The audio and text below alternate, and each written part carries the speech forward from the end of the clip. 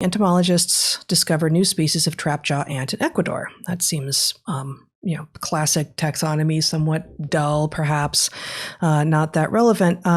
But what it turns out it is called is Strumigenus ayersthei.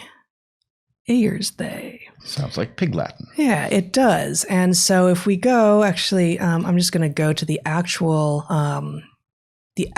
paper that was published in Zookeys, and we scroll down. It's, classic taxonomy, just, morphological data, indexes this, all of these measurements, really not that interesting until you get to, and this is description, mesosoma.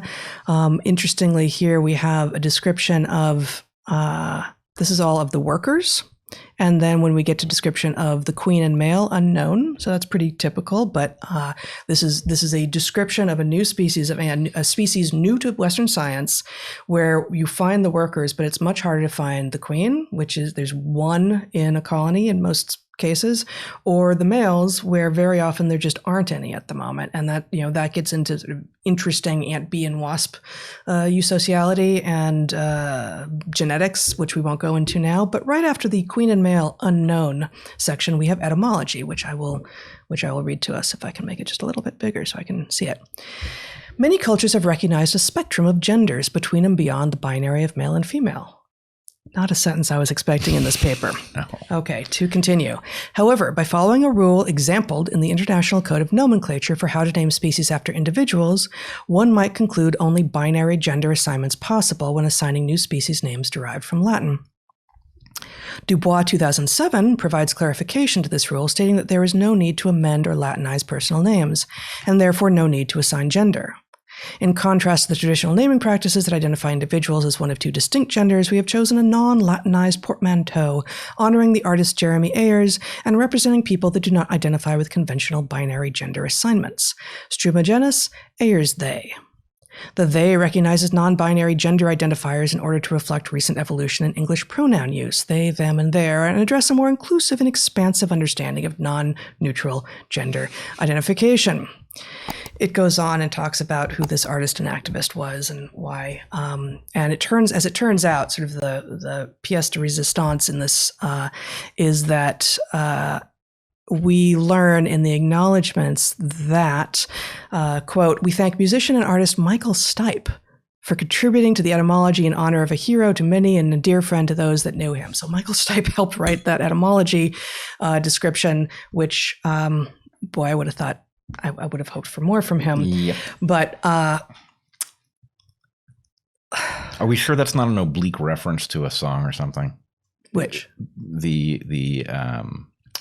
The credit given to Michael Stipe clearly indicates that he participated in thinking through how to name this ant. That is, yes. And that is described in the various the various other articles about this that aren't the scientific article.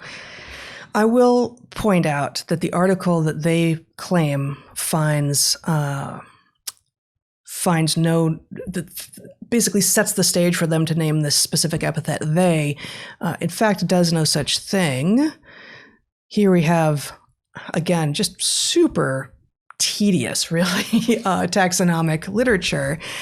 The Dubois 2007 article called Genitives of Species and Subspecies Nomina Derived from Personal Names Should Not Be Amended.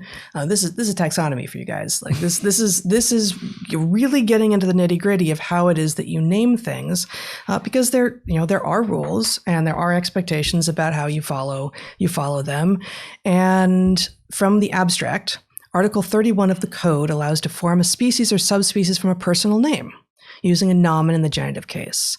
Some zoologists have construed this rule as meaning that such nomina should always end in I if dedicated to a man, or in AE if dedicated to a woman, etc., etc. A detailed analysis shows that the latter is wrong, and that the original spelling, including its ending, of any new nomen based on a personal name should not be modified. So the article that they cite to excuse their adding they to the end of a Latin name of a new ant actually says, no, you shouldn't do exactly what you've just done. And just one more thing before we riff on this a little bit. We have, I pulled up, but now have lost on antwiki.org, one of your favorite sites and mine. Okay. Of course. Yes. Of course. I remembered that two of our friends when we were faculty at Evergreen who left before we did, Jack Longino, internationally renowned ant taxonomist, and his wife, Nalini Nadkarni, internationally renowned canopy expert and ecologist, yes. Jack had found a new species of ant that he had the honor of naming, and he in fact named it Proseptoceras. I'm probably butchering that pronunciation of the genus, but the specific epithet that is the second name in the Latin binomial, which is the scientific name of the species, is Nalini. He named it for his wonderful wife, and he did not add the Latin ending, which had become fairly popular to add. He knew back in, I think this was 2002, that you needn't, and that it would have distracted. And certainly, Nalini is no they, but it would have been absurd to add an English pronoun to the end of a Latin specific epithet. Nalini is so hardworking that she could be a they in the sense of being many people. Yeah, but she's a badass tree climbing tropical ecologist. Yes, completely incredible. Yeah, completely incredible. As is Jack. But Zach, may I have my thank you? So, especially in an ant,